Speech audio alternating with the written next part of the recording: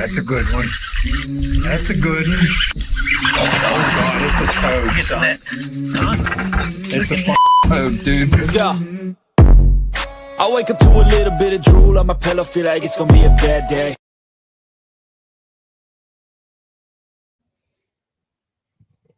What's going on, everybody? Trey's over here staring at my eyes because I'm in Pete's seat because Pete is on the screen. He's at the house because he had a long day and still doing work. So yeah. Yep. Speaking of doing work, we got a lot of work to do this afternoon. We have a great guest. Almost a part two. It is a part two. It is a part two. Part deuce. Part deuce. But before we jump into that, we want to thank all those that support this show and make this possible for all of our great guests to come on here and talk fishing and all that good stuff. And that starts with OneCast Fishing. We appreciate OneCast Fishing for being an awesome sponsor of the show. So head on over there and get your hands on all the snagless jigs, weedless neds, soft plastics, merchandise, long neck hooks, and everything else that they have to offer. You can go to onecastfishing.com and then use the code the OneCast, all one word, at checkout to save money. And then while you're online, head on over to see our partners at Carolina Waters. They're going to provide you with all that UPF protective gear, from the hats, the shirts, the neck buffs, the gloves, and everything else that they have to offer for the outdoors. That buck stopper shirt, hunting season is upon us. So head on over to carolinawatersnc.com. Use the code the OneCast, all one word, at checkout. Then use that link to keep your eyes protected with Hobie Eyewear. Click on that link. It's going to take you right to the website. You're going to save some big time money on all the different Hobie frames that they have to offer. The floating frames is what we recommend. Multiple lens options, cloudy conditions. The Sightmaster Pluses are fantastic, but they're also great for sight fishing when the spawn is on. So head on over and use that link, save some money. And then before your next fishing trip, download the Deep Dive app off your Play Store or your App Store. Deep Dive's got a ton of features. It's going to help you break down bodies of water and understand fish behavior and the best areas of the lake to fish. Deep Dive has been supporting this show for over a year now. We love the partnership with them, and we use their tools all the time. And then it's going to make you want to move to Central North Carolina.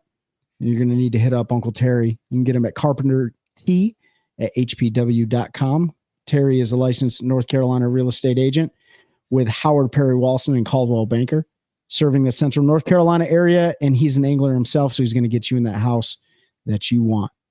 Did I nail it? We good? You got it all. All right, fantastic. I should be a radio talk show host. No, I'm just kidding. I don't have the voice for that. So this week's episode, I know we're all super excited about it. We're going to jump right into it. We had Andrew Loberg on earlier this year. This was his rookie season, 2025. He had a fantastic season. Almost nailed it down at Tenkiller with a second place finish there. He's in the Bassmaster Classic for next year. Finished 41st in Angler of the Year points. And we're going to have him do his rookie season recap and all his lessons learned. Let's bring him on. What's going on? Welcome back, Andrew. Yeah, thanks for having me back on. It's good to be back, man.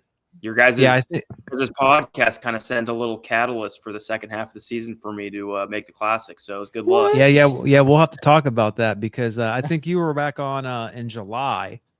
And when we talk about your season recap, we can talk about some of your first three events there that you had to rally from the second half of the year. And, that first episode back in July, we had you on. We talked about how you got into the game, your love for bass fishing, and kind of your journey to the elites. And so we said we wanted to bring you back. And I think we talked about it in the episode of doing a postseason recap. So here we are. So welcome back once again.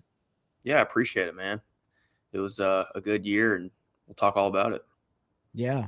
So you're sitting in Gunnersville right now, getting ready to knock out this really awesome tournament.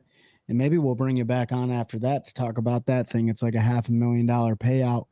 But dude, 2025 was an interesting year. I mean, it was your rookie season on the elites. And do you remember that far back to your first tournament? To be honest with you, it's a weird feeling, just like how the opens were, and every other tournament year, like big year I've had is the St. John's River. It felt like it was yesterday, like the first tournament. You're like, dang, this season went by so fast, but it also felt like 4 years ago. I mean, you're just going and going and going nonstop, tournament to tournament, and you feel like there's no end to it, and then the season ends, and you're like, what just happened? And then after it all, you're like, the St. John's literally feels like it was forever ago. But yeah, it went by fast, and it was definitely a big roller coaster this year. Yeah, for sure, man. I mean, so since you said it feels like yesterday, but it also feels like 4 years ago. You came in 102nd in that tournament, your worst season event for the year, and then you really stepped it up after that. But do you remember practice and then the tournament and some of the things that you're like, dude, I'm never going to do this again, or I absolutely need to continue doing this? Do you remember any of the lessons that you learned from the St. John's River specifically? Yeah, so like the St. John's was a very, very prime example of what not to do practicing and kind of going into a tournament. So like obviously it was the first Bassmaster Elite tournament. I was just super stoked to be there. You're seeing everybody buzz around in their, fancy boats, right? Your legends that are running around that, you've been grown up watching.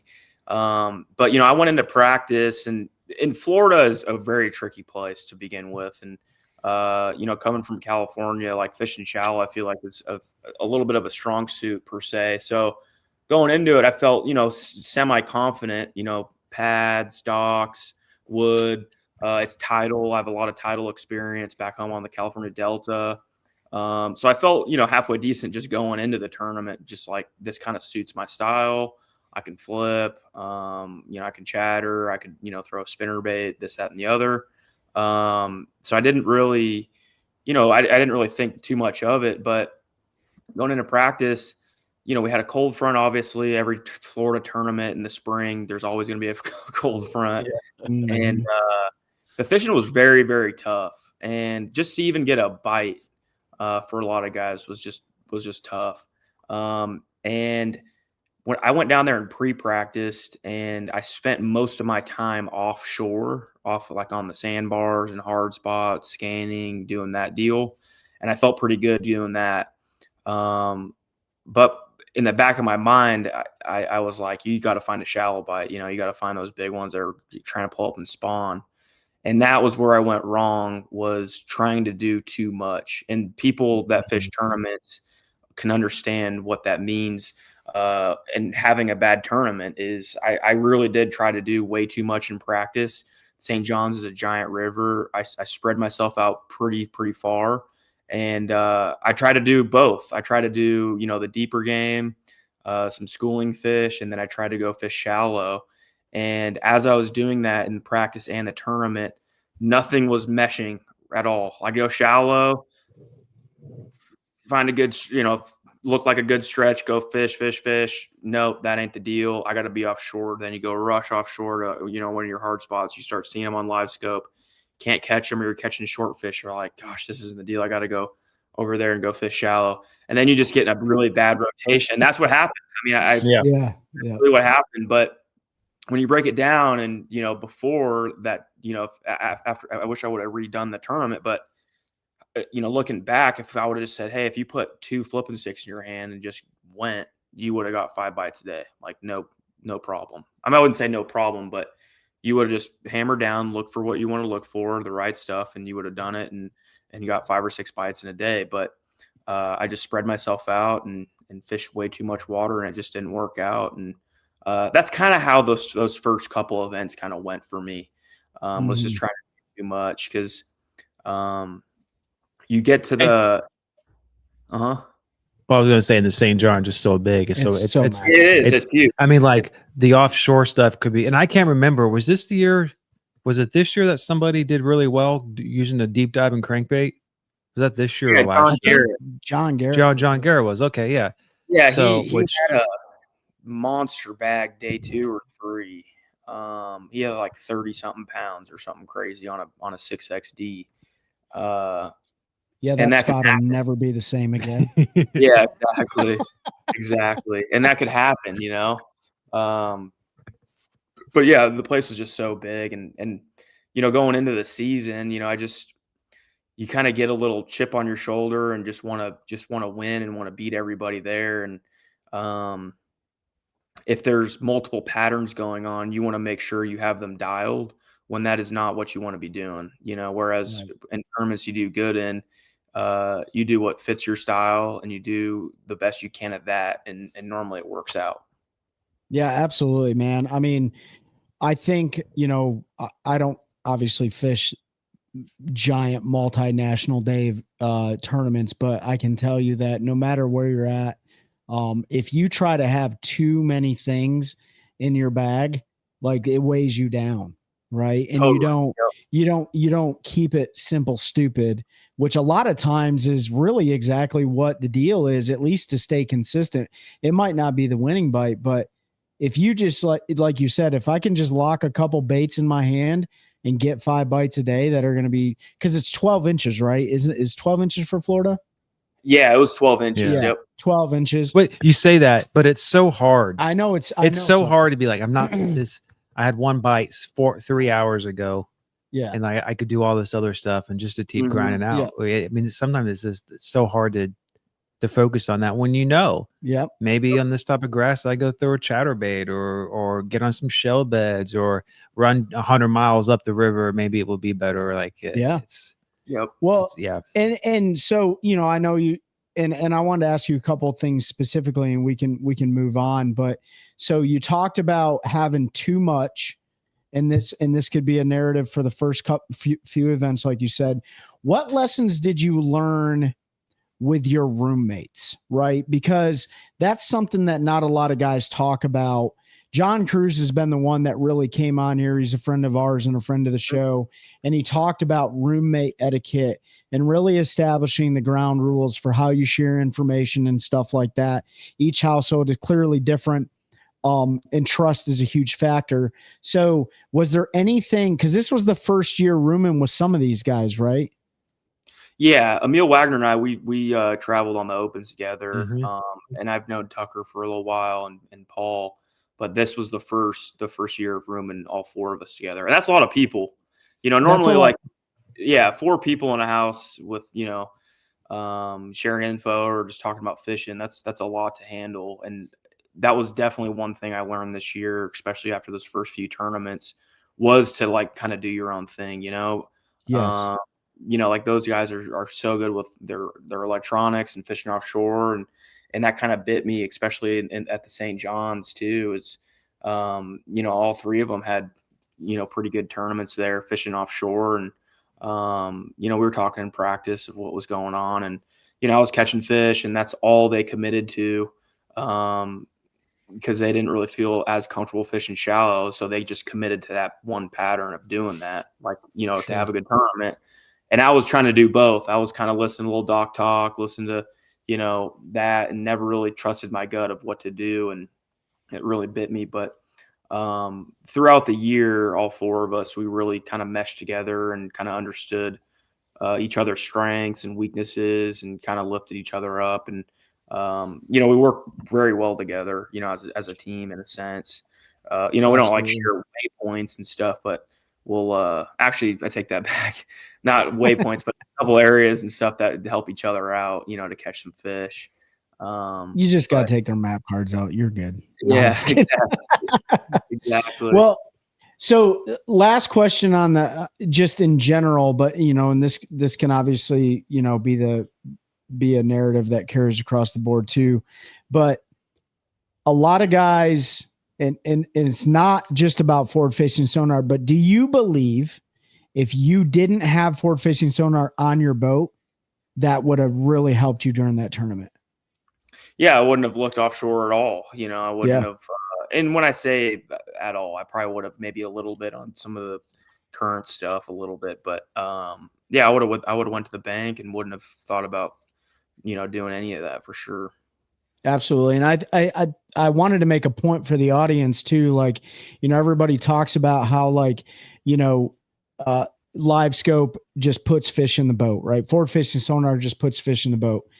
It also can handicap the crap out of you, because if you're trying to do too much at one time, that's like being a jack of all trades and a master of none. You can't do everything well at one time. Right. So I always tell people hey man, there's a time and a place for it. And if it's just not something you're strong at during that time of year on that type of fishery, then, maybe that's not what you do, So that's for the audience. That's obviously not for you, but good lessons learned from the St. Johns River. What did it feel like to get that 102nd place finish? It was bad. How did that hit you emotionally? It was bad. It was one of those deals, you get a lot of texts from family and friends saying what happened, what was going on. Keep your head up. You're an elite angler, this, that, and the other. But, you just, when you have a bad finish, especially your first one ever, all you want to do is just prove yourself that you belong. And you just start kind of getting those things, those kind of dark things in your head, like maybe I don't belong. Maybe these guys are, really good, and you shouldn't be here. A lot of those things start creeping in. But yeah, it did not feel good because I feel like that's the worst text you can receive after a tournament. What happened? like, don't ask me that. We text our buddies that all the time. Yeah. What happened? Fish swim. I don't know. Don't bite. No, I think that, yeah, man, it's probably, but you know what? It probably at the same time, really lit a fire under you. And you obviously identified the things that you were like, dude, I can't do this again. And before we move on to the second event, Pete, I know you're over there in the man cave. Do you got any questions on the first event for Andrew? Nope, you're good. Okay, so let's move into I think it was the next week. Yeah, you guys was back to back to Okeechobee. Okeechobee. Well, what happened there? Yeah. What happened? They didn't bite. What happened? It was the typical Okeechobee, man. It was I thought I found something, and this is another good lesson as far as of learning, especially in the spawn, because a lot of our tournament schedule this year was like a really heavy spawn oriented schedule, which I don't mind fishing in the spring, but tournaments is just, it makes it brutal because there's so many changing factors, the weather, just everything that goes on around the spawn. There's just so many things that change. And that is one thing that I learned, is to keep a big open mind, because practicing for a very large event, whether it be a championship or an elite event or whatever it may be, a big event in your eyes, in practice, you just want to find them. That's everybody's goal. You want to find the X, you want to find the honey pot and be like, this is it, this is the spot. When in reality, when you win a tournament, when you win a bass tournament, things are changing rapidly, no matter what. And when you win a tournament or do well in a tournament, it never really happens the way practice happens most of the time. You're always moving with the fish or changing with the conditions. And just like, Okeechobee was a very prime example of that. I found some fish in a certain area. I caught some really big ones, and the wind shifted and it moved some dirtier water into it. And I just didn't adjust, and I got stubborn, and in my head, I'm like, they're there. Like, they have to live there. They're spawning, and I just never caught any big ones. Those big ones moved out, or they moved around. And that's what, Okeechobee's a shallow mud bowl, and those fish swim around, and they could move 100 yards and you'll never know it. And this was this, I'm trying to remember too. Was it this year? It was one out of the canal, the rim canal. Yeah. Palaniuk won it in the Simi River, which is crazy when you think about it. Your first time you go to, first time on the elites at Okeechobee, like everyone kind of knows generally the best areas in Okeechobee. Was it the monkey box down there in south of the Indian Prairie Canal? But like, to have one in the rim canal, and then I don't know how like 5 guys find that one little spot. I remember watching on live. Like, how is there 4 boats fishing this one little spot in the canal? That who thinks to do that? Like, it's like, I don't know. Yeah, no, it is wild. And going into, an elite event with only 100 boats on Okeechobee, I felt like the lake would play a lot more than it did, just because It's so historic. There's so many big ones out there. There was a Toyota event like 2 weeks or 3 weeks earlier. I don't know if you guys remember, but the giant weights, like huge weights. The first day, people were bringing 30, 20, high 20 sacks, like giant weights. And that was all coming from the, from the lake.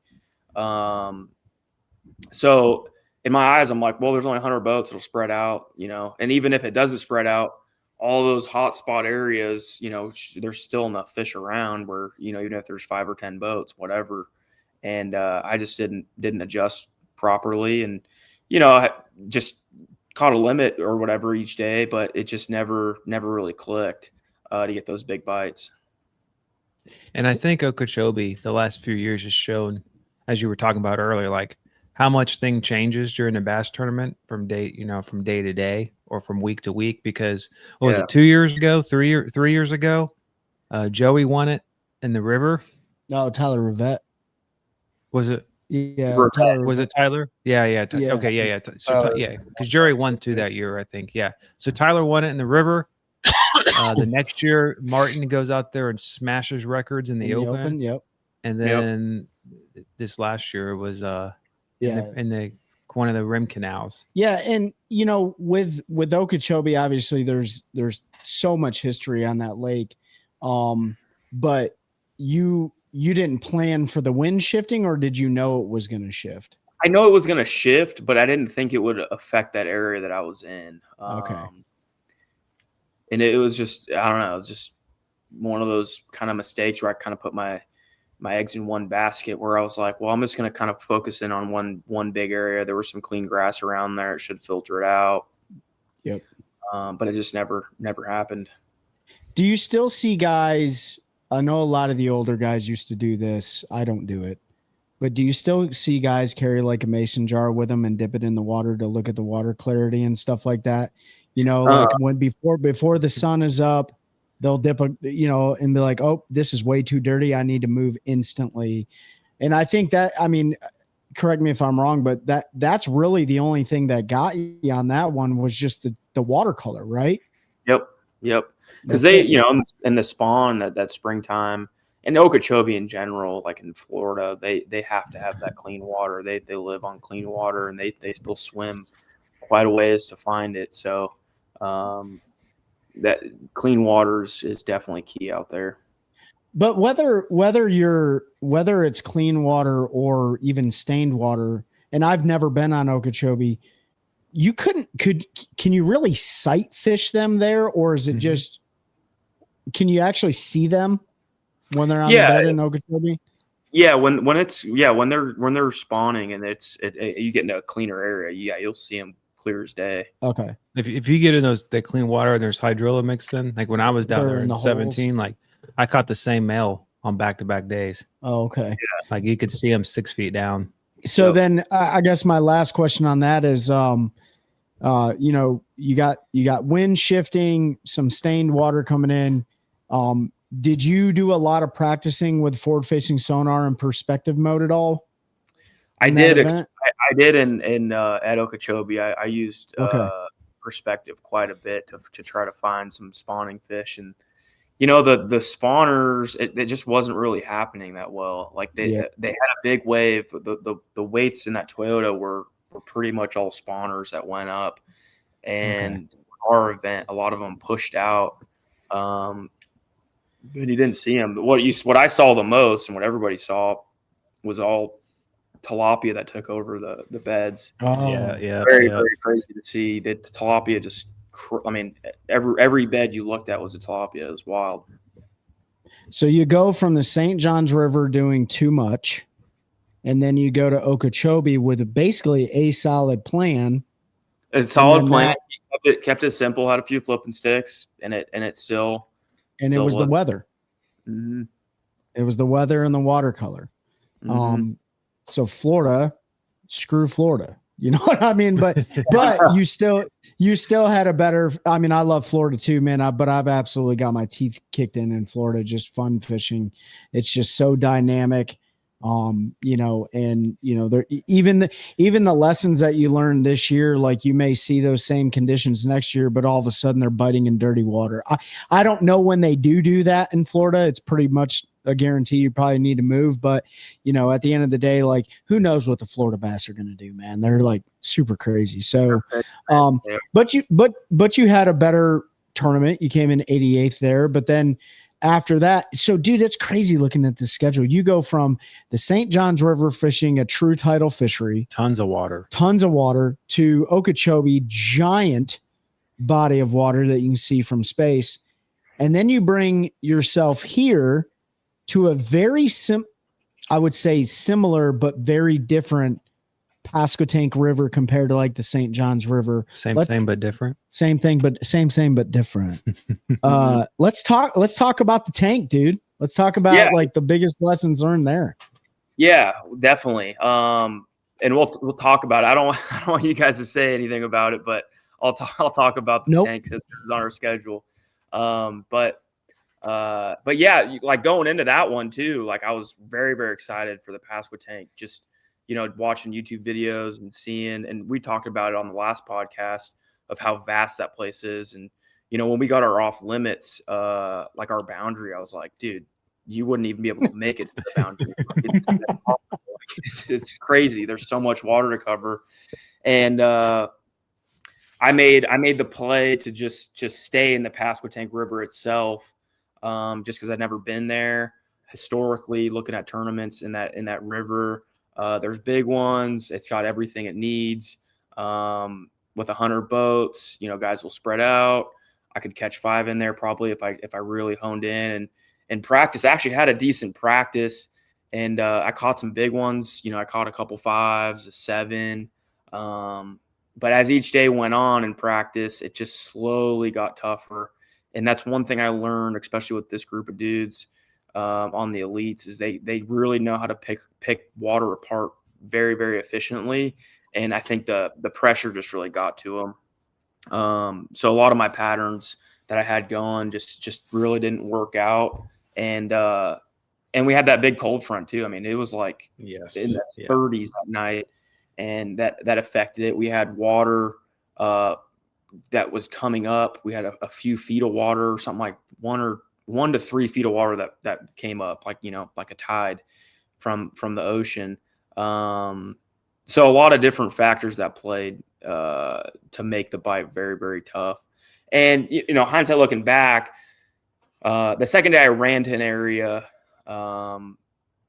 And I caught a bunch of fish, and I'd never even been there before. I ran across the sound, went to a whole different area just to check it out, caught fish.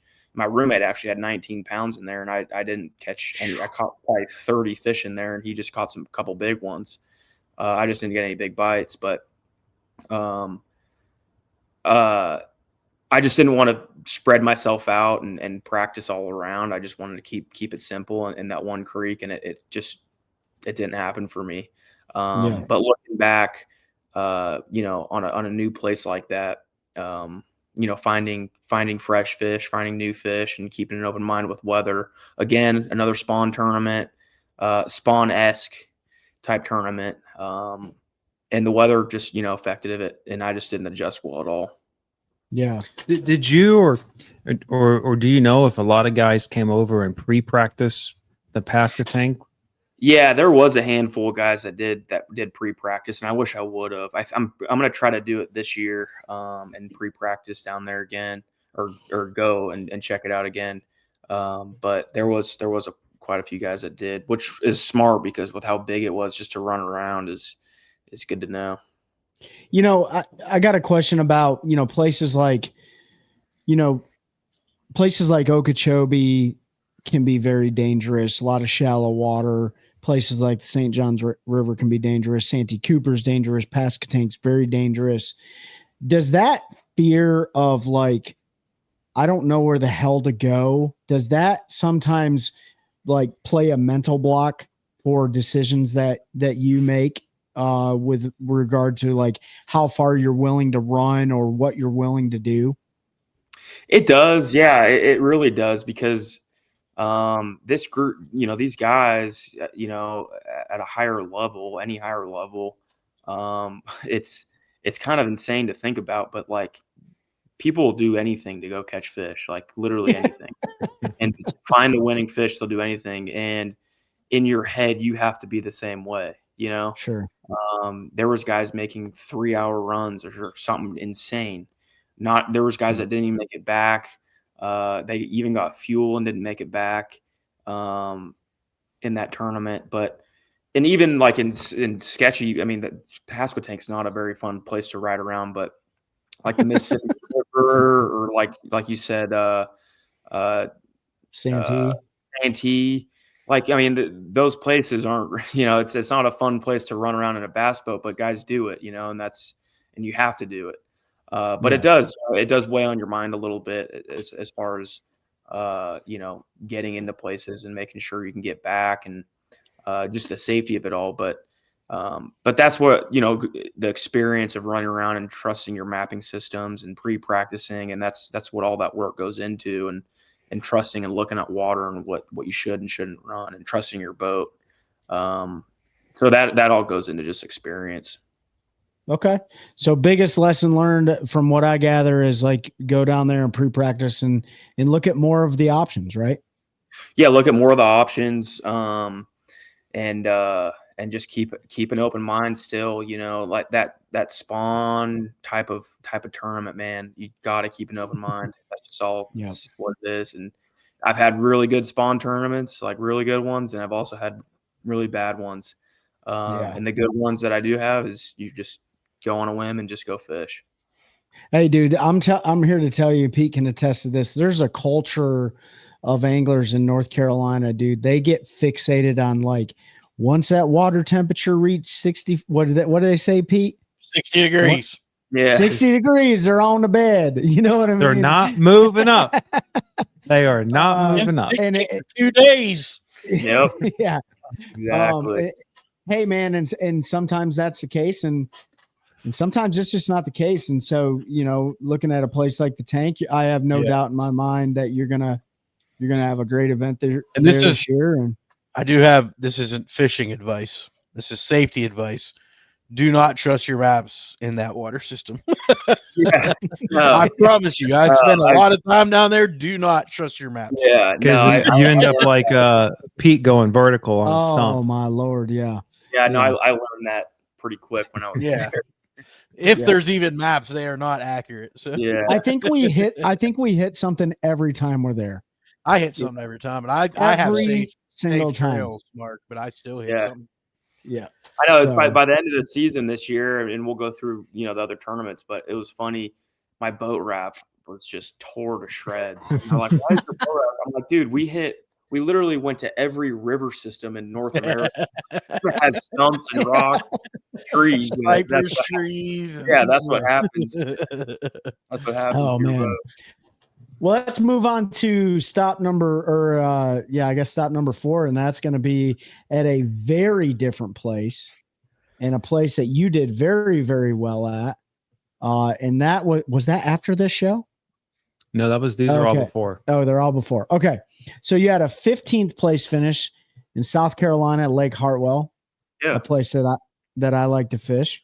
Let's talk about that, man. I mean, it went well.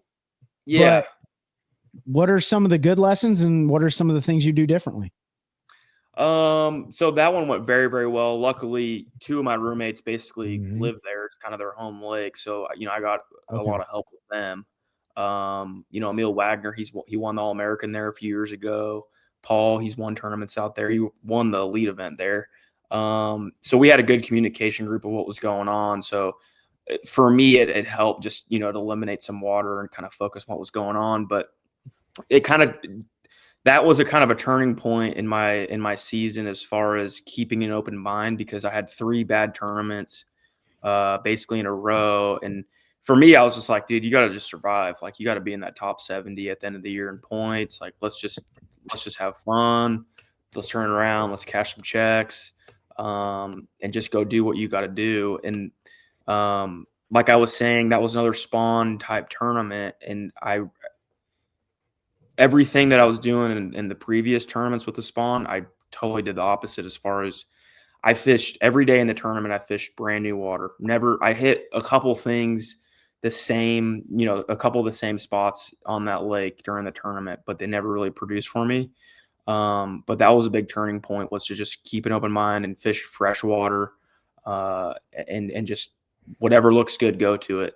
And had a good finish, fished around, looked at the weather conditions. I kind of knew what the deal was, and just buzzed around the lake and was able to scrape up enough for, that 15th place finish, which was awesome. So with a lake like Hartwell, it's like a lot of our lakes around here. Like certain areas of the lake are going to be on fire, and certain areas of the lake are going to be dead water. I don't know how it was during that, but with your roommates and stuff, doing so well, and two of them essentially being their home body of water, how do you guys make sure you're not getting on top of each other, though, when you're sharing that much information about like where it's going down on the lake? So like a place like that, it's kind of tough to be on top of each other, just because we had the herring spawn going on. Yep. Typically that time of year, you're not really sitting in an area at all. Like you're literally moving around as much as you can. Like you're fishing an area for like 5 to 10 minutes and leaving. So it wasn't really necessary like, hey, you're on my spot. Like that's, what the heck. It was more of like trying to find a pattern, was what the deal was. And a pattern, or, you find a couple herring spawn points, things like that. So it never really was like, hey, you're on my hole. Like, what the heck? It was like, found a pattern, all together. We knew what was going on, and we kind of just went after it. There was a few dates that were key, and it just, worked out with all of us. Was there a lot of sight fishing in that one? There was, a lot of guys did good sight fishing for largemouth. I never really did the whole sight fishing deal. Those fish, I think we had an off day there. So, because I did want to say, because you were talking about during a spawn event and fishing all new water. I know some guys, especially if it is all sight fishing event, they'll go out 2, 3, 4 days before and mark every single bed. Yep. With a waypoint. I have seen in my, just small club tournaments, but even when down there at Murray, when you guys were fishing the tournament, and Pete's dad and I were just fun fishing, like it was all about moving around. Yeah. Like we went back to pockets that had good fish the day before, but they were gone, or they had been pressured too much. People had yanked them off the bed. Like, yep. In those spring spawn type events, like it is good to move around, because you don't know when one pocket's going to turn on and the other one doesn't, or if you just go across the lake, the way the sun's hitting it may push those fish up more. Like you got to keep moving. Yeah, I mean, one day derbies are a lot easier than 2, 3, 4 day tournaments and stuff like that, and the spawn. And Pete's opposite. I've gotten a lot more interested in fishing spawn events. I've gotten a lot better at specifically bed fishing and stuff, but it's one of the most unreliable patterns in a tournament ever.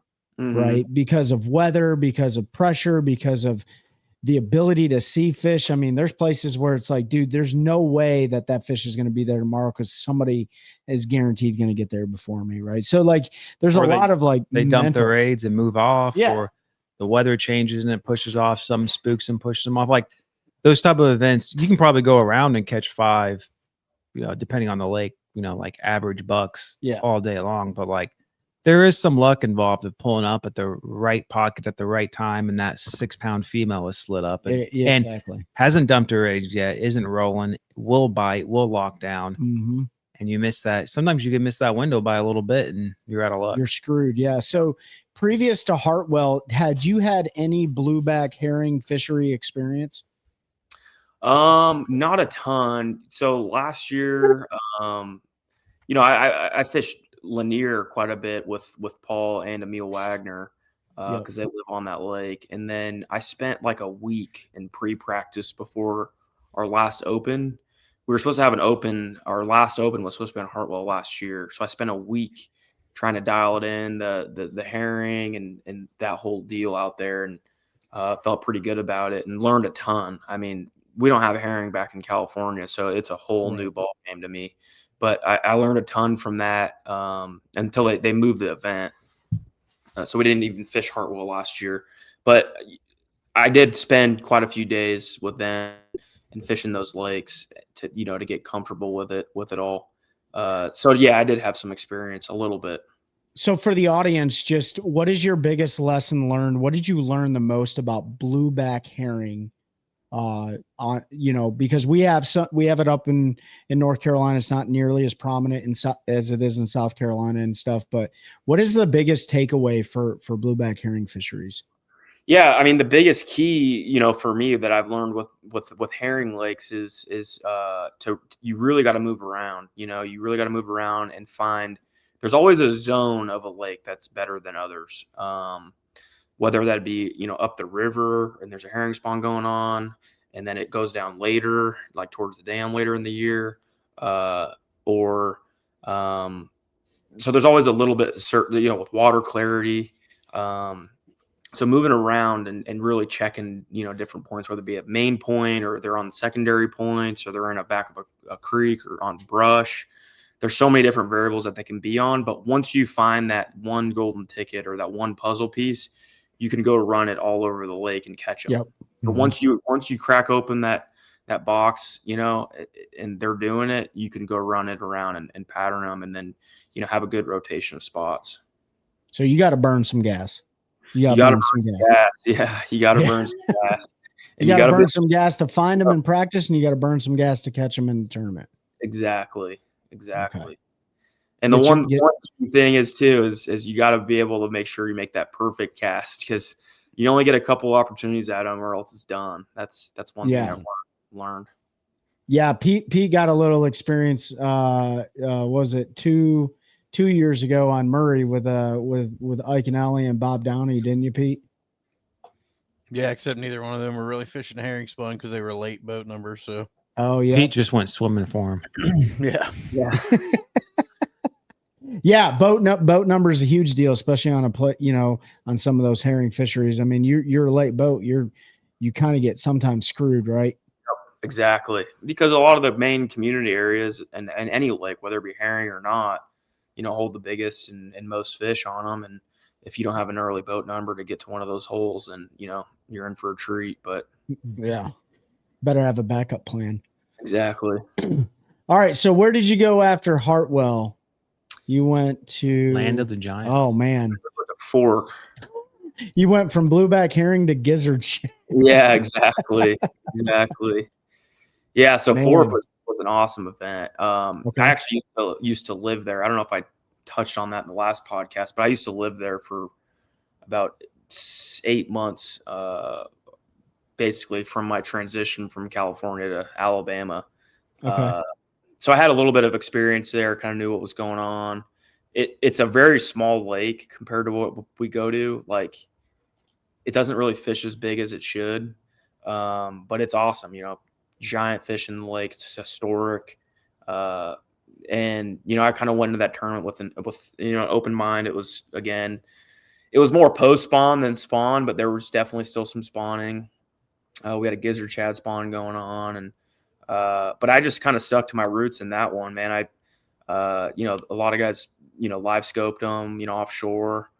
Tucker won it, scoping, offshore on the main lake. But I found a few areas with some good grass in it, and caught them in the grass, and was able to catch 2 giants out of the grass to kind of keep me up in that top 20.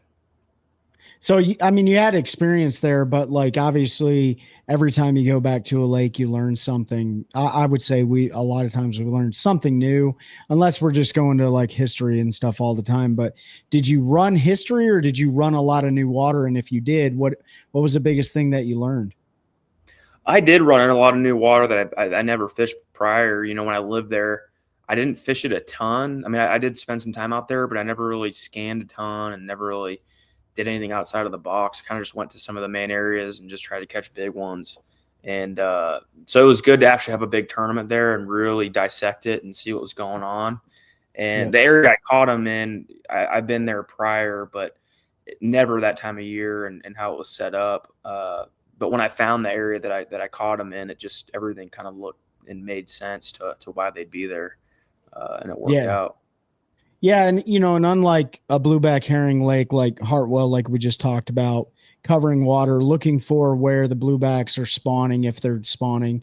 You talked about the gizzard shad spawn, vastly different than a blueback herring spawn, correct? It is and isn't, but it can be very, very similar, but they kind of set up a lot longer than a herring spawn, and they can stay there all day. Whereas like herring bass, they can kind of move around and go from point to point. But these largemouth will just sit in one area, and you just catch them different ways. Yeah, I mean, most people that watch like the elites or YouTube and stuff, they'll see JDM tackle like pencil poppers and walking baits and other baits that I'm not going to say to catch blueback herring, spawning bass eating those herring. But with fork, that's when like the big glide baits play, the big jerk baits play, flutter spoons, big plugs, jig head minnows, or jig head minnows, right? Stuff like that. What was your biggest weapon of choice for fork? So I actually caught all. Yeah, I actually caught most of them all. I weighed a couple on a minnow, but I caught all my weight on a chatterbait and a crankbait, a Lucky Craft PDS-3. Nice. Yeah, kept it old school, fishing the grass. But I found some offshore grass that was like in 7-8 foot of water, and there was like a 100-yard stretch that kind of had him in it, and just kind of milked it for what it was worth, and caught some really nice ones out of it. It was fun. That's awesome, man. Well, last question that I have on fork. What do you think about having an on-boat marshal? Because that slot limit there on fork, do you like that? Catch, weigh, and release right on the spot? Yeah, it was really cool, man. It was definitely different. When you catch your first big one, you got to release it, and you're like, hey, did you get the right weight? Did you write it down? Did you send it in? And then you just throw it back. Yeah. It was definitely a weird deal, but it was cool. It was cool to see. We just catch them and throw them right back where they were. Weigh-ins were a lot different. You just get there and you already know your weight, and you look at Bass Track and it's pretty much accurate. So you know where you're at. So it was definitely a cool experience, and the marshals were fired up. They were kind of more involved. They can weigh the fish and see it. So it was cool. I was able to bring one over in. I caught one. It was almost 9 pounds in the tournament. So I was able to, isn't it like 24 inches is the over or something ridiculous? Yeah. Yep. I caught one day one that was like 23 and a half, and I couldn't keep it, but you couldn't stretch it at all, huh? No, I couldn't. No. But day two, I caught, it was like a 25 incher. So it was loaded. But yeah. Well, they live there. They do. They live there, man. Yep. Well, that's awesome. Lake Fork, great event for you. What's the next stop? We went back to back. Went to the Sabine right after. Oh yeah, so that is my favorite event, dude. My favorite. This is my favorite. Trey loves it. He can tell you why he loves it. I hate it because it's just a bunch of grindy, sweaty, small fish. The fish are so hot they're sweating. Like you got to make 100-mile run to catch 8 pounds. So come on. Yeah, I mean you got like, dude. Yeah, that's a fat sack. So Green Pond Landing, that's Lake Hartwell, right? Green Pond. Fantastic stadium like weigh-in. Lake Fork always shows out, but dude, Orange, Texas shows out too, right? Yeah. And even though they don't have the size of the bass, the reason I love that event the most from a viewer perspective, because I don't watch a lot of like live bass fishing because I'm usually bass fishing. So but I love that tournament because it is so dynamic. I don't care about what size the fish are. I care about watching the athlete strategy and how their mental and physical fortitude are in a place so hot, so vast with little tiny bass, dude. Like that plays a psychological impact, right? So I just, and I rewind that back to watching Christy win years ago when he was running an aluminum boat, and watching him go to the gas pump and jack his boat up to get it all the way topped off with gas as full as he could to make those long runs to wear him out on the spinnerbait. So the Sabine to me is just like, dude, that's where like that separates some people. And that's another place that you as an angler can make up so much ground in AOY standings too. Right. Oh, so totally. Yeah. Talk us through like some of the coolest lessons and some of the bad, some of the good. And was that the first time you were on the Sabine?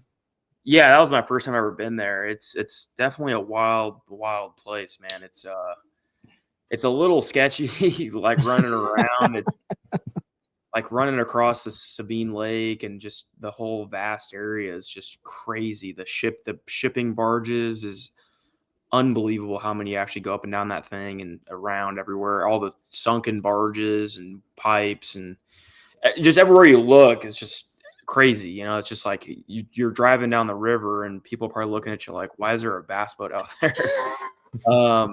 Who's this guy with half a wrap on his boat? Yeah, exactly. You know, and it is a cool tournament, you know, fishery, because it is so big. It spreads people out. And the weights are, you know, definitely tight. So it was a very, very, very awesome place to go. It does separate people because you got to be, you know, mentally in it, because it's a draining place, man. When you're not getting bit and it's hot and there's gators and snakes and all this stuff going on. I have one story in practice. I was just fishing down this bank, doing my thing. It was like 8 a.m. Birds are chirping, super calm out. I was just throwing a crankbait or whatever I was doing. And out of nowhere, all I hear is just the biggest, it sounded like a body hit the deck of my boat, back deck of my boat. I turn around and there's literally a 6-foot alligator gar that jumped out of the water, landed on the back deck of my boat, and is flopping around. I'm like, what in the world do I do here?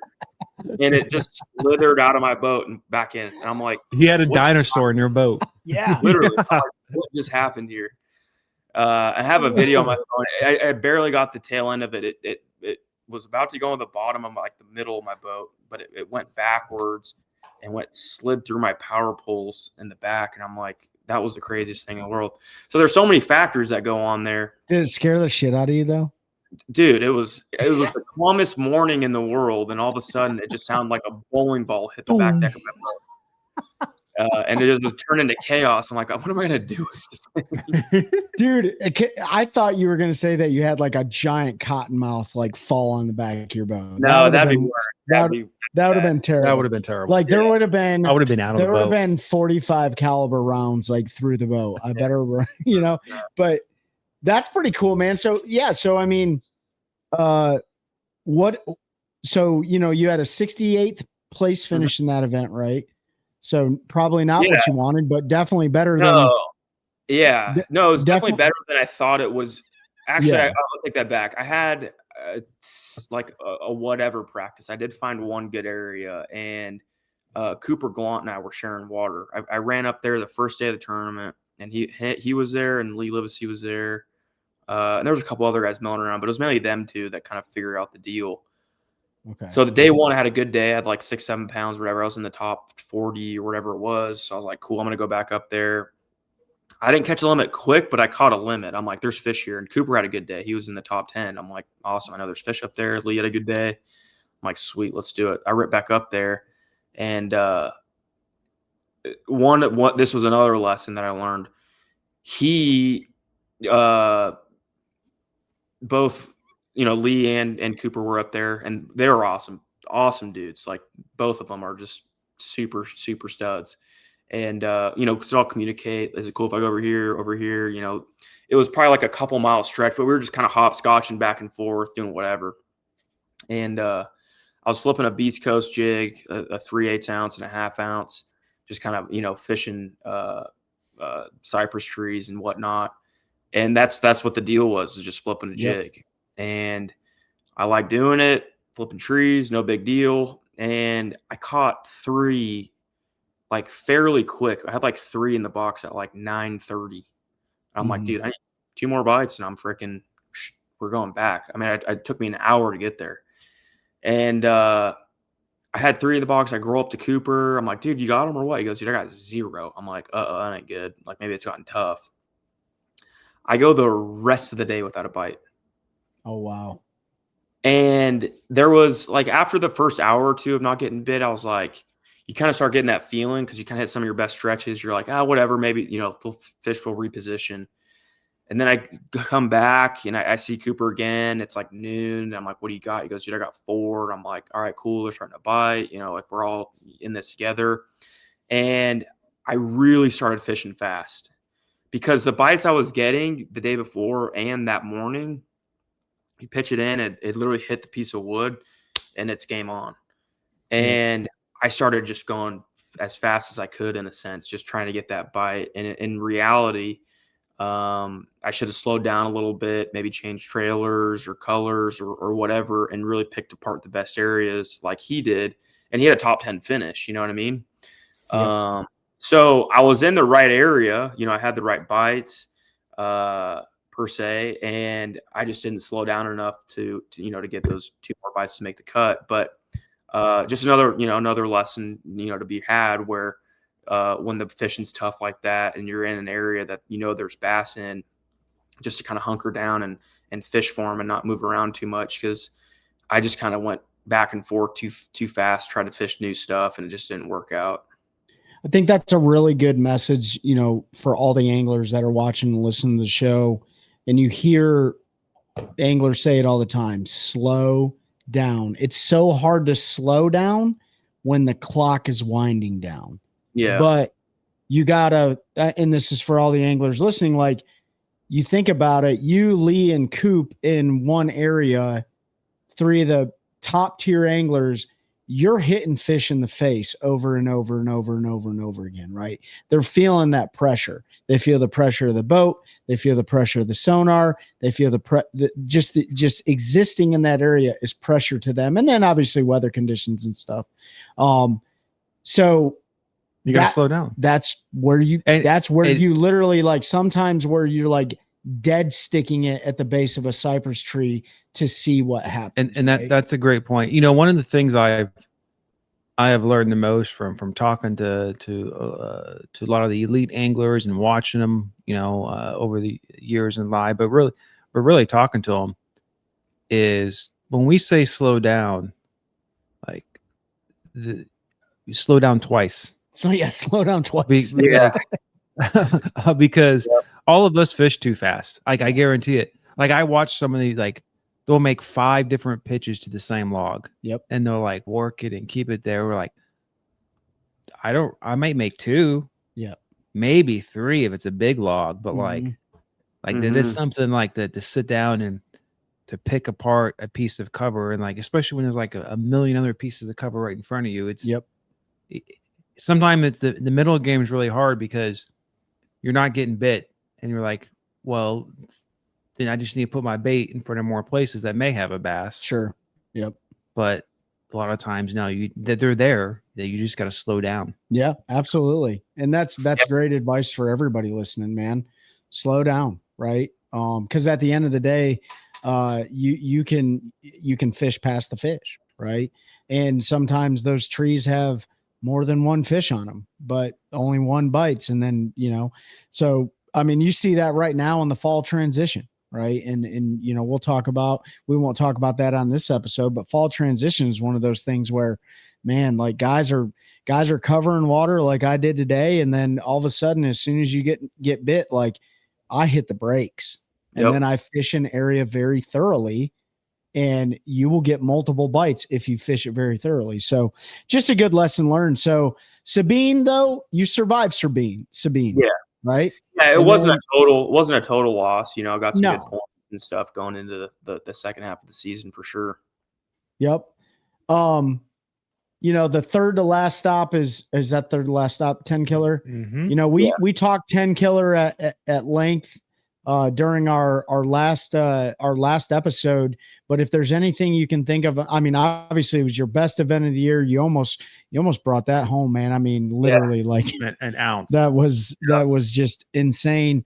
But since our last episode, is there anything you, because I'm sure you do game footage review or you just think about things all the time, and you know that one that got away, since our last episode, is there anything you can think of on Tenkiller that we didn't talk about last time?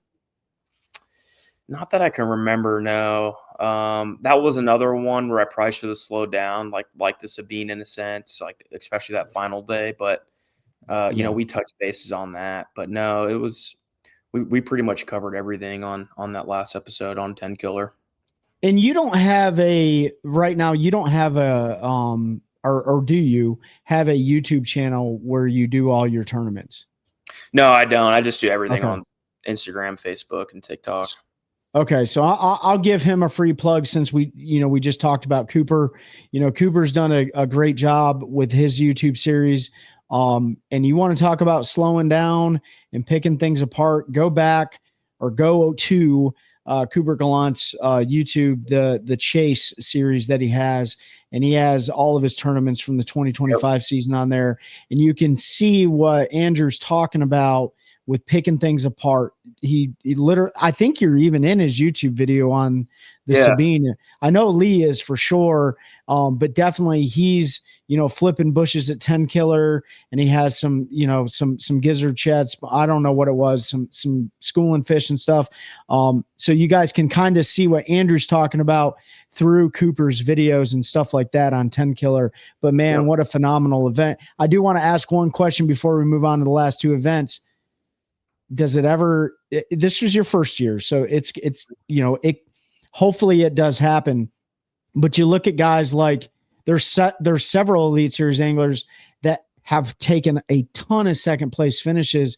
You ever think to yourself like, dude, that better not be my best finish?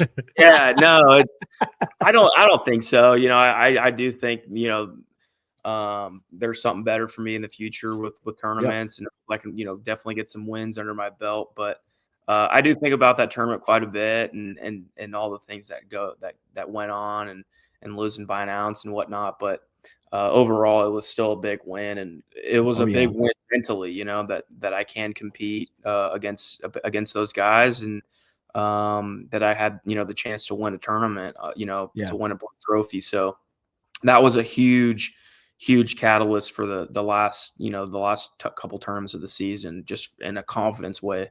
100%. Once an angler gets confidence in himself, it makes it that much better for him to fish.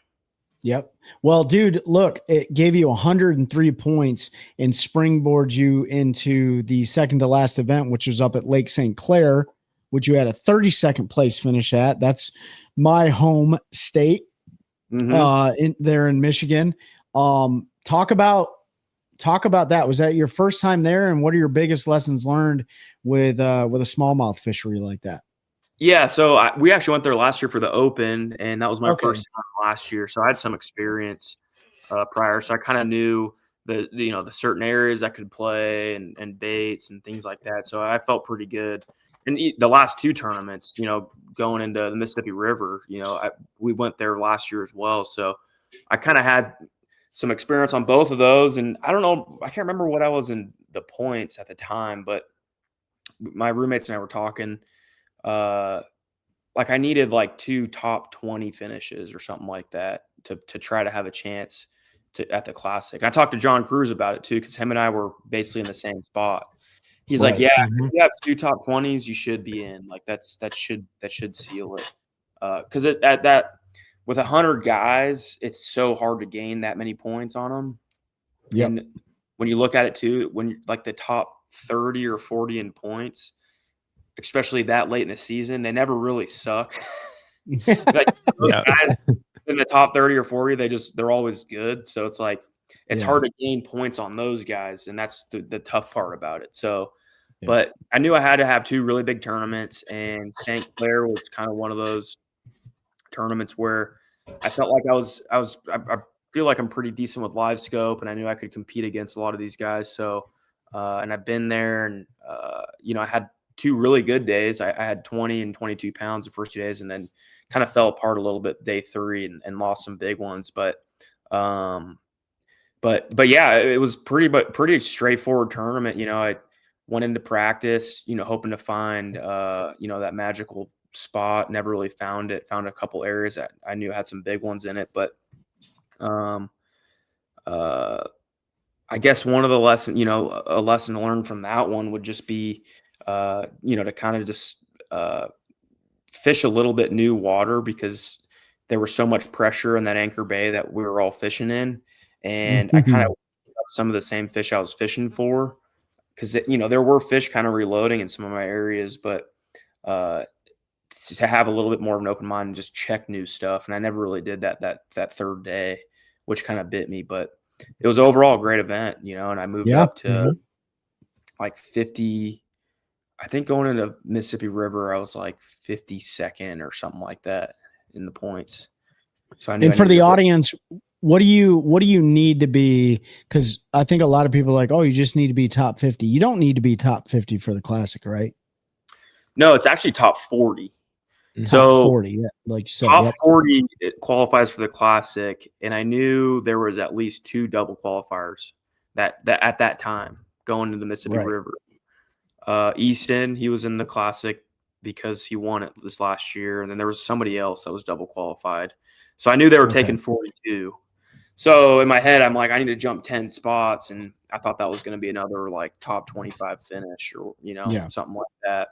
Which, I mean, as you see on my results, like making a top 50 is no joke against these guys. Yeah, it's I can imagine. 50th place cutting a check is no joke, because they're all really good. But going to the Mississippi River, been there. I love frogging, punching, fishing shallow. Like, I just love fishing that way. So there was a lot of mixed emotions of what I wanted to do and where I wanted to spend practice at, because for those that don't know, the Mississippi River up in Wisconsin, we have 3 pools that we could play with. There's pool 7, 8, and 9. We launch out of pool 8, and you can go up to 7 or down to 9. And locking can be very, very sketchy. With barge traffic, you have to time everything perfectly, and it takes a lot of your time, just locking in general. So I kind of had to play it right, and I had previous history in pool 7, and I spent some practice in there. I spent day 1 of practice in there and had a pretty good day. And for me, going into practice, I told myself I needed a big tournament, and I felt like pool 7 historically has the bigger fish out of all 3 of the pools. So I wanted to spend some time in 7, and I did. I had a good day 1, and I told myself I needed like 15 to 18 pounds in practice if I'm going to go there. Like, I need to have a good day, because in practice for me, I always feel like if you have in a practice period, if you can catch, let's just say 20 pounds anywhere or whatever the lake may be, if you have 20 pounds that tournament day, 17 to 18 is like pretty likely. You know what I mean? Like, because there's always things that change and stuff that happens, or you can have a better day. But in my eyes, if you're like, I can catch 20 consistently, 17 to 18 is going to be, pretty average day in there. So I think I had like that day 1 of practice, like 17 pounds or whatever, day 1. I'm like, okay, that was cool. Day 2, I went down to pool 8, had another good day down there. So I was kind of mixed on what to do, but I knew 8 was getting a lot of pressure in certain areas because there was guys. It was kind of a strategy tournament because there was so many guys that were basically in the Classic that didn't want to risk locking anywhere. So they stayed in pool 8, like a bunch of guys did. Oh. So there was only a handful of guys that went to 7, and the third day of practice went back to 7, and I found a couple other stretches of fish, and I told myself, I'm like, dude, if you're going to make the Classic, you got to go in style. Like, you got to catch them. You got to do really well. So for the tournament, I locked up and had a really good tournament. I pretty much frogged and punched the whole time, and and had a really good tournament and did what I wanted to do, and it made it happen and made the Classic. Yeah. And you got to do it the way you like to do it. Exactly. And it was a little nerve-wracking too, because day one I had like 17 pounds or whatever it was, and I get on stage and I was in the top 10, and Mercer goes on stage. He goes, "Yeah, it looks like you need a top 10 finish to make the Classic." And I'm like, top 10? Like, I thought I needed like a top 20 or something like that. Damn you, John. I'm like, all right. So I'm like, day two, I'm like, dude, I really got to catch him now. And, caught him decent again. It just slowly got tougher, and the wind, we had a big cold front that came through, and the wind kind of stirred everything up, and ended up finishing, I think, 13th or 12th or something like that. And barely squeezed in there. Yeah, but that place, I mean, I've never been to the California Delta before, but is it set up a lot like that? In ways, yeah. The Mississippi River is just not one tidal. way current. Yeah, it's one way current, but it does set up like how they position in the grass and things like that. So I definitely felt a little bit more at home with how I was fishing. I love that event, especially as the last one, because usually you've had your run of smallmouth fisheries, like this year was St. Clair, but a lot of times you have Champaign or St. Lawrence or wherever else, right? And we all know with smallmouth fisheries what it's like.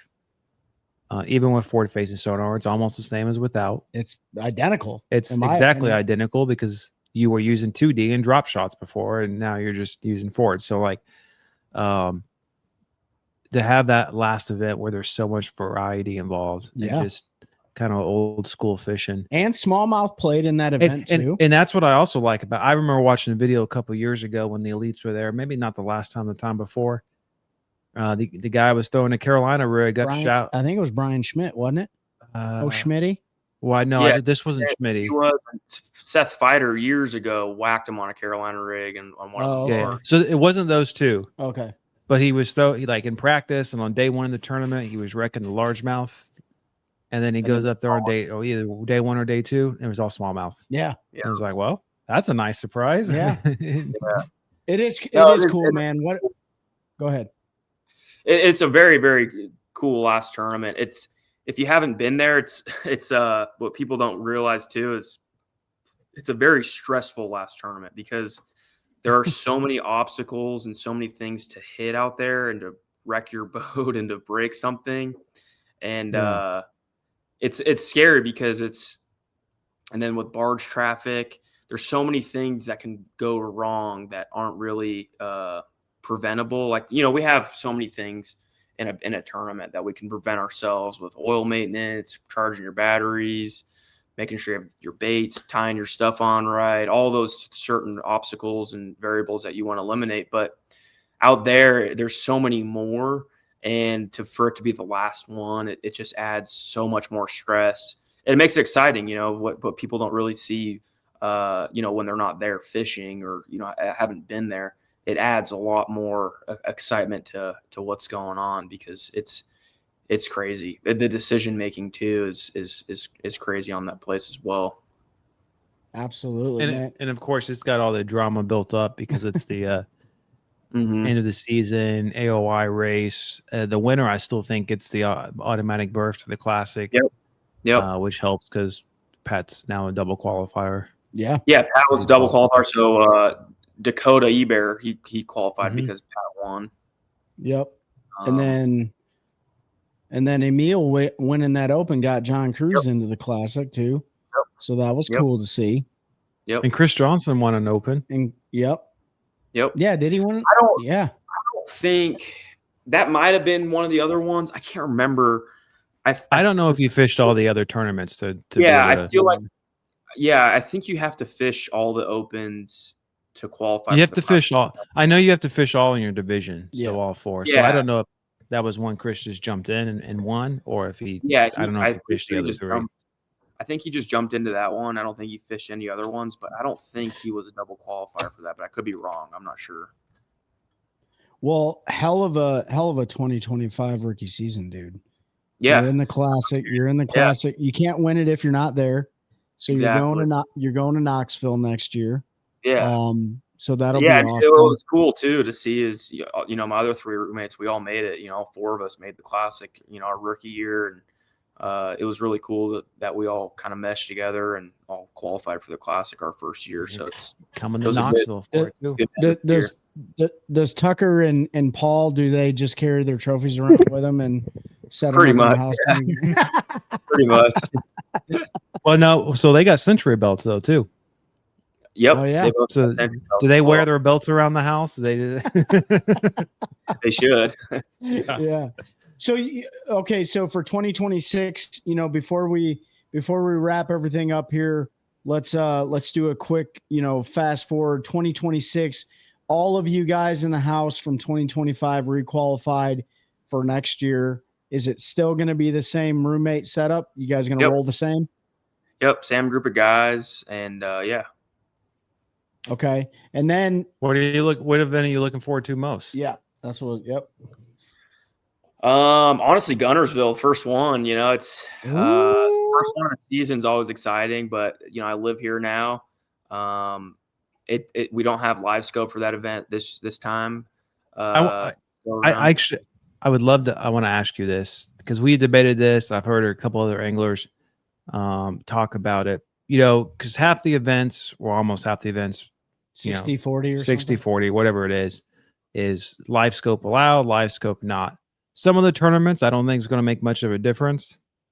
I personally think this Gunnersville one, how people practice and how people fish it is going to be completely different because live scope's not available. Totally. Like this one, like if live scope was there, I think how it goes down, maybe the weights would be close theoretically, but like how it goes down, where people go, I think it's going to be a huge difference. Yeah, that tournament and like Champlain are the two that they're two fully different tournaments, like with or without live scope. Those are the two that are way different for sure. Here's who I say watch out for Andrew at Gunnersville, and I say watch out for Seth Futter at Champlain. Oh yeah, that's what I say. Right. Oh yeah. Oh yeah. And then I don't even know the Arkansas River. I have no idea about that place. I don't either. But you know, we'll do another episode. We'll publish another episode with ourselves talking about our projections and stuff like that. Earlier in the year, we projected Chris bringing home a second AOY, and that happened. Oh yeah, I think that was your pick. Yeah, he was my pick. I thought Welter was going to win AOY again for the MPFL, but that didn't happen. Walter's got that, but yeah, dude. So Gunnersville next year. I mean, it's actually right around the corner. It's really not that far away.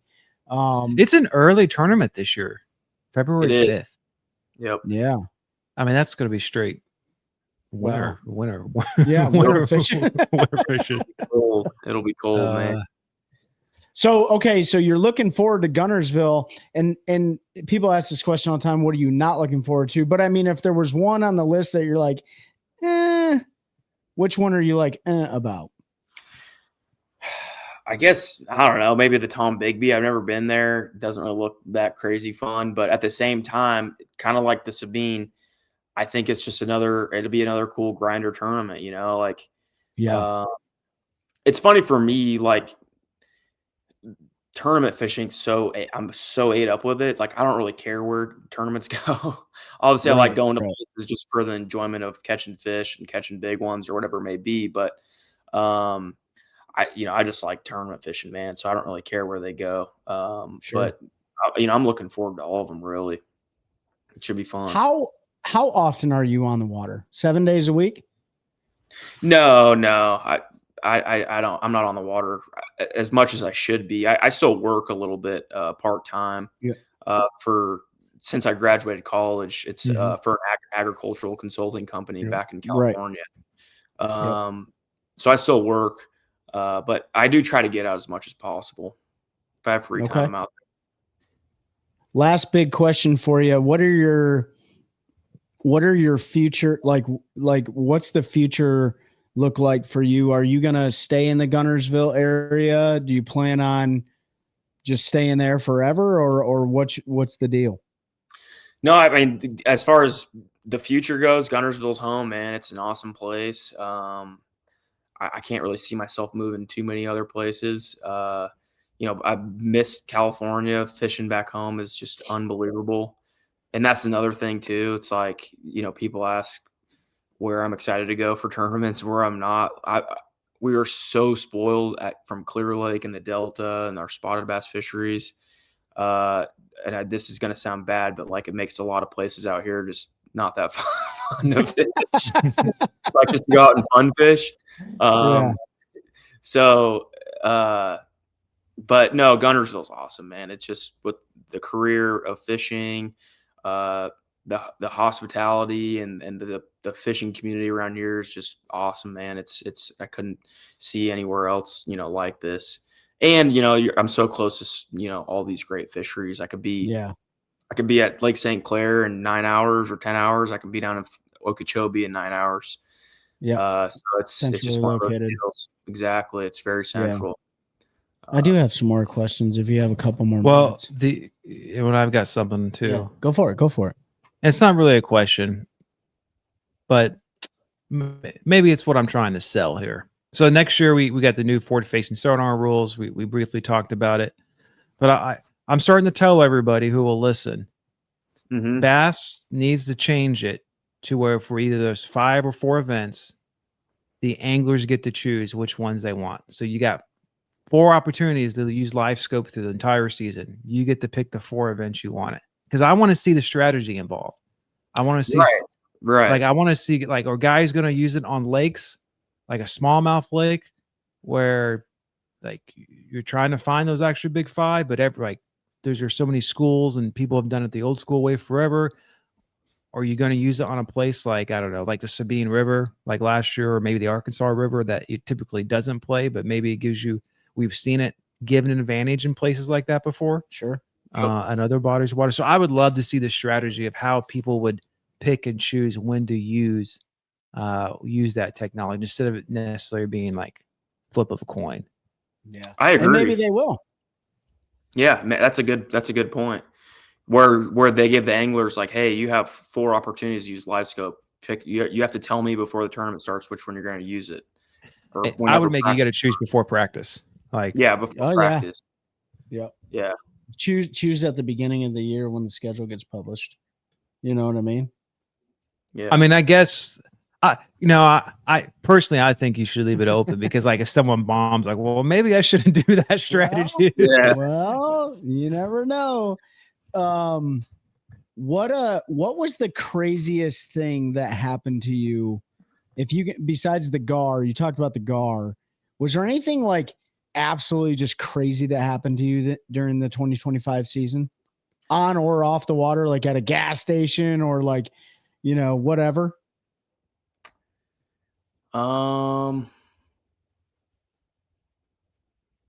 Because hopefully it's nothing like Cole's where his boat flies off his trailer hitch. Like I see Cole Harris.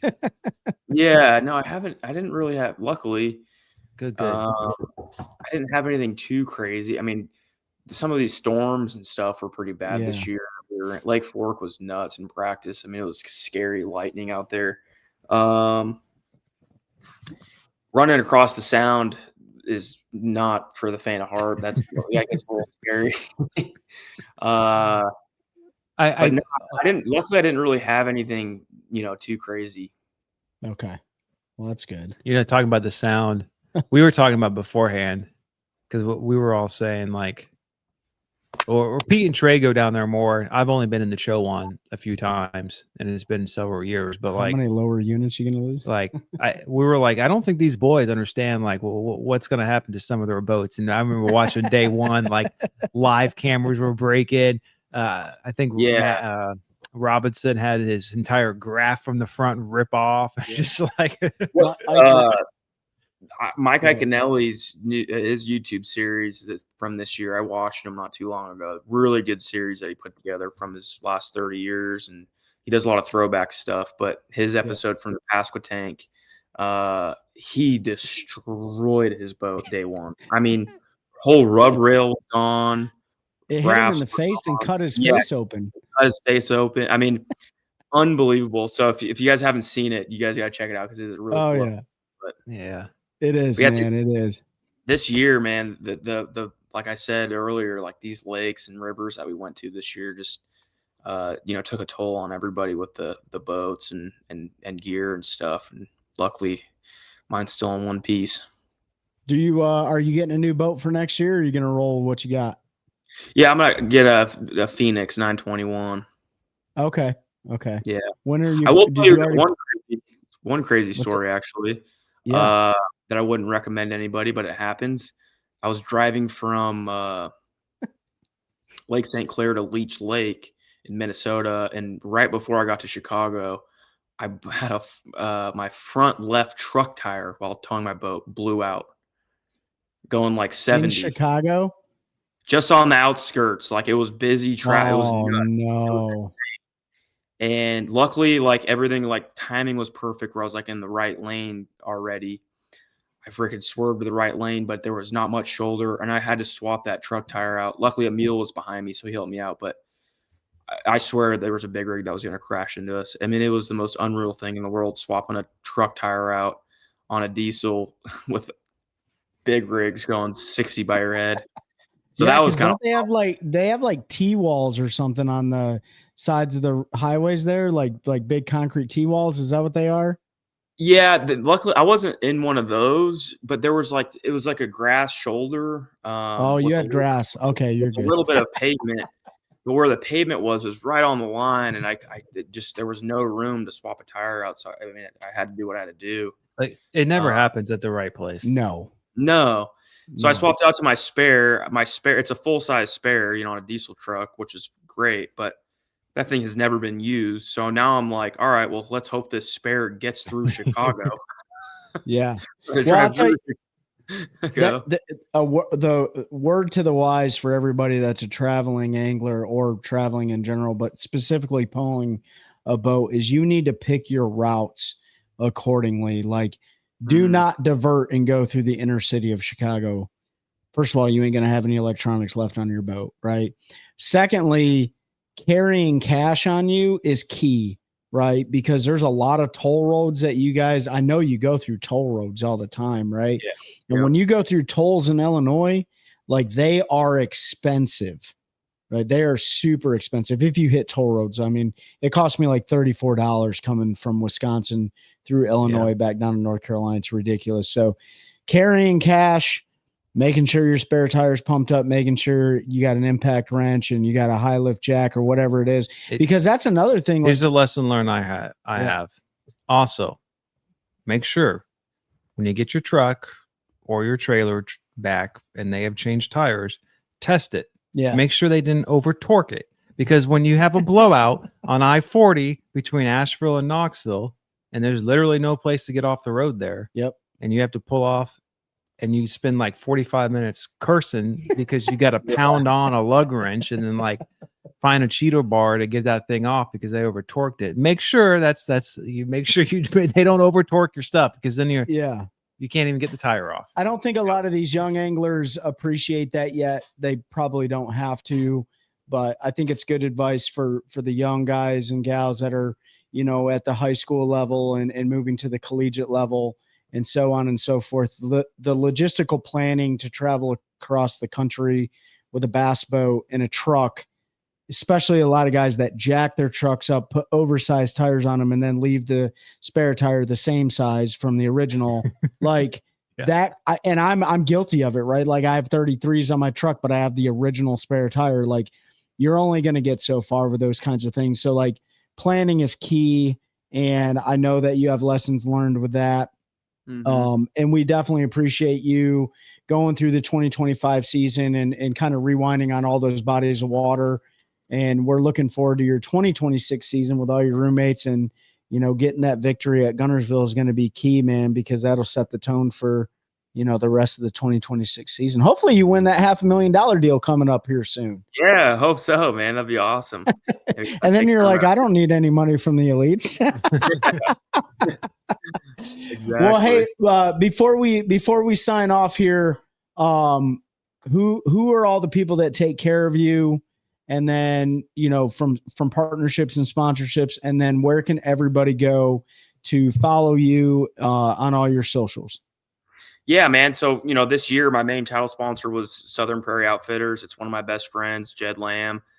He runs, guided duck hunts and goose hunts. He's actually in Canada right now doing them. So if you want to go to Canada, hit him up. And then he's got a lodge in Arkansas, not too far from Stuttgart. So, it's an awesome time of season to go kill some ducks. Done with fishing for the year. So get out there and kill some ducks. But Southern Prairie Outfitters, great company to be with. Salty Crew, all my apparel and stuff. They've been a huge supporter from the West Coast. They make awesome, sun shirts, things like that, pants, shorts. And then, Phoenix Mercury, Power Pole, just that ride this year was awesome. Like I said, we beat our boats up, but we've been awesome. But another one too that not a lot of people think about is boat rigging, and the Bass Tank fully decked my boat out with all the greatest and latest and technology and wiring and batteries, Pro Guide batteries. They just tricked my boat out. But those guys have just helped me all year and helped me survive and, make the Bassmaster Classic. But you could also find, my socials and stuff. If you just type in Loberg Fishing, you'll find me on all of them. So. Awesome, man. Good deal. Well, we appreciate you breaking it down. Stay online for us as we get ready to end the show. Andrew Loberg, ladies and gentlemen, going into 2026 hot, going to get that win at Gunnersville. Thank you for helping us continue growing culture of anglers, helping anglers one cast at a time. Yeah, thank you guys. I appreciate you having me on. That's a good one. That's a good one. Oh God, it's a toad, son. It's a toad, dude. Let's go. I wake up to a little bit of drool on my pillow, feel like it's gonna be a bad day.